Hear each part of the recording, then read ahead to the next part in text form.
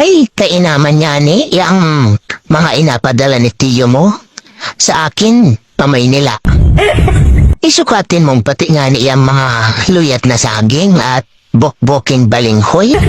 Ay apadala pa ng puhang na yan. Ay ano na lang ang asabihin nila doon? Ay sabi ko kay tiyo mo, ay naku, imbis na bitbitin ko yung mga apasalubong na yan, nagulpi naman ang bibig at ay amos na kita. At kita naman ay pinadalhan ng apamasahe. At birthday man din si Insang Garto. Ay alat mag-get na.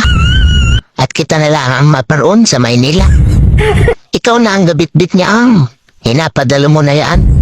Ay di biyahe kami ni tiyo mo. Nariyan na nga ni. At mababa na kami ng barko. Sabi ni tiyo mo, ay kaputol. Ay may kabigatan pala nga ni Riano. Eh kung ikaw nga ni ang nagdala ni Re, ay talaga waring ahangusin ka. Ay tingnan po ang ni tiyo mo. Ay linto ka. Ngayon mula ang naisip yan.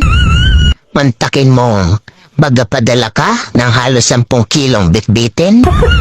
Eh para ka talagang puhang. Ayan na nga ni ang jackliner na bus ano.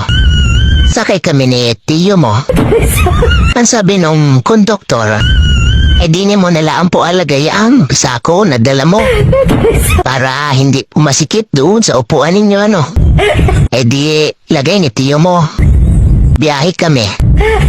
Ay kaigi naman ang aming biyahe. At itong si tiyo mo, ano nang gana ng tulog. Nagahulagop pa. Ano nang hiya ko naman yaan sa ibang pasahero. Dini nga ni sa bus. Ay bali man ding lagyan ng busa lang bunganga ni tiyo mo.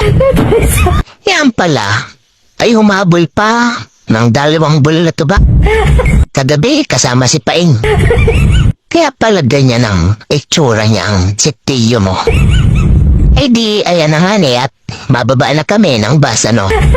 Disin ko naman itong si tiyo mo. Kuy, ay parini na at kita ay mababa na. Mumulag-mulag naman ito si tiyo mo. Sabi ko, ay ayusan na at kunan na yung mga dalahin natin. E di bit-bit ko naman ang mga bag namin ano. Sakay kami ng taxi ni tiyo mo. Ayun na nga ni at bumaba na kami. Tinatanong ko, eh nasaan na yung sako na dala mo? Yung apasalubong natin? Ano nang laki ng mata ni tiyo mo? Putla na. Ay kaputol, nakalimutan ko wari sa bus. Hindi ko pala nga nakuha. Ay lintes na yan. Bali agad, ipahabol sa'yo yung bus na puhang ka. Ano nang sura ko kay tiyo mo? Pinagsama tapang puhang ka?